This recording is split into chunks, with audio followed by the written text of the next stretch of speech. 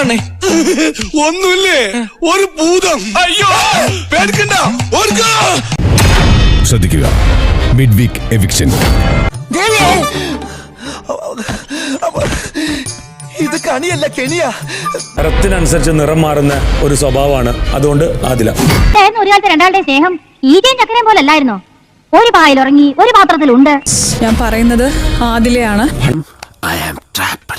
100% ആദില. ഞാൻ എന്നെ തന്നെ സേഫ് ആക്കും. അരിയും മുങ്ങി, മണ്ണെണ്ണയും മുങ്ങി, മാസം തോറും കിട്ടണ പഞ്ചസാരയും മുങ്ങി. അതിലേക്ക് ബാക്കി എല്ലാവരോടും യാത്ര പറഞ്ഞു. നിങ്ങൾക്കൊക്കെ മാനക്കേടുണ്ടാക്കാൻ ഈ കള്ളപ്പെട്ടി നിങ്ങളുടെ ഇടയിലേക്ക് വലിച്ചേറി വരില്ല. നീ എന്തൊക്കെയുണ്ടായി പറയണ പന്നി?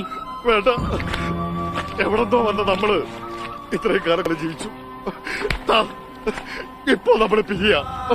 പ്രധാന വാതിലിലൂടെ പുറത്തേക്ക് വരാം.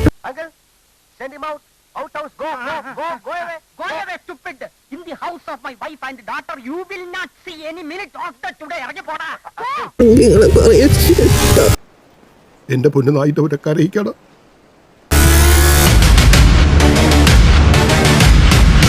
ഇനി ആരും സൂത്രം കാണിച്ചു കേട്ടാ. നീ ഇത്രല്ലേ കണ്ടോളൂ, അങ്ങോട്ട് നോക്കിയേ. ഷാനവാസിനെ ഒരു സീക്രട്ട് ടാസ്ക് ഏൽപ്പിക്കുകയാണ്. എനിക്ക് തിരുമേനിയോട് സ്വകാര്യമായിട്ട് അല്പം സംസാരിക്കാനുണ്ട്. ആയിക്കോട്ടെ, ഇന്ന് നമുക്ക് ഇവിടെ തന്നെ കൂടാ. എല്ലാം അറിഞ്ഞിട്ട് തന്നെ കാര്യം. ഒരു പ്രാങ്ക്. ഓക്കെ, ഇന്ന് വൈകിട്ട് ഒരു ഫേക്ക് മിഡ് വീക്ക് എവിക്ഷൻ നടക്കും. തട്ടിപ്പാണല്ലേ?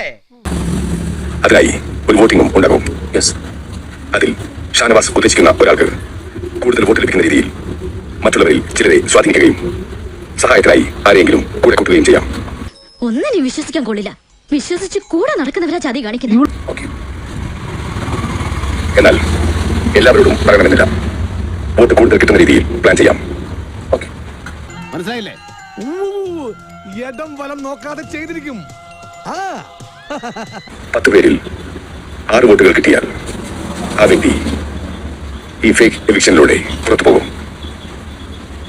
താൽക്കാലികമായി ഇവനെ സൂക്ഷിക്കണം. ഇവൻ നമ്മളെ കുഴപ്പിക്കാനുള്ള പരിപാടി. ഫേക്കാണോ?